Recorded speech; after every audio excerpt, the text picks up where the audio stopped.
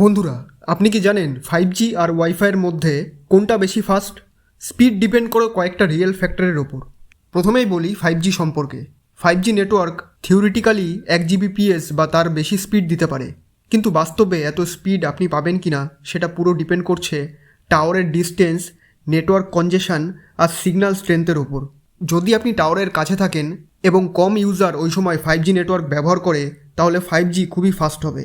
কিন্তু বেশি লোক একসঙ্গে ব্যবহার করলে স্পিড ড্রপ করবেই, এবং বেশিরভাগ ক্ষেত্রে এটাই হয়। এবার আসা যাক ওয়াইফাইতে। ওয়াইফাই সাধারণত ব্রডব্যান্ড কানেকশনের ওপর চলে। যদি আপনার কাছে হাই স্পিড ফাইবার কানেকশন থাকে, যেমন 100 Mbps বা 200 Mbps এর বেশি, তাহলে ওয়াইফাই অনেক সময় 5G থেকেও স্টেবল আর কনসিস্টেন্ট স্পিড দেয়, কারণ এটা ডাইরেক্ট ওয়্যার্ড কানেকশন থেকে আসে। এবার একটা ইম্পর্টেন্ট জিনিস বলবো, সেটা হলো লেটেন্সি। লেটেন্সি মানে হলো আপনি যখন কোনো কিছু করেন, যেমন ইউটিউবে ভিডিও চালু করলেন বা গেমে ফায়ার করলেন, তখন সেই কমেন্ট সার্ভারে গিয়ে আবার রেসপন্স হয়ে ফিরে আসতে যত সময় লাগে, সেটাই হলো লেটেন্সি। সহজভাবে বললে ডিলে।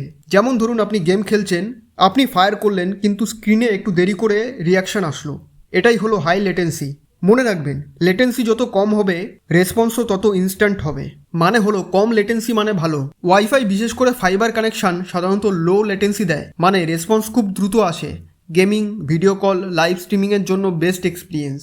5Gতেও লেটেন্সি কম হতে পারে, কিন্তু সেটা সবসময় স্টেবল না। নেটওয়ার্ক কন্ডিশন খারাপ হলে ডিলে বেড়ে যায়। তাহলে ফাইনাল অ্যান্সার কি?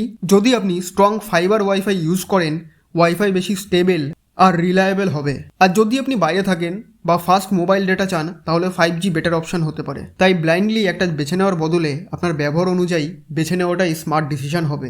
এইরকম আরও টেক টিপ পেতে চ্যানেলটি সাবস্ক্রাইব করে পাশে থাকুন। ধন্যবাদ।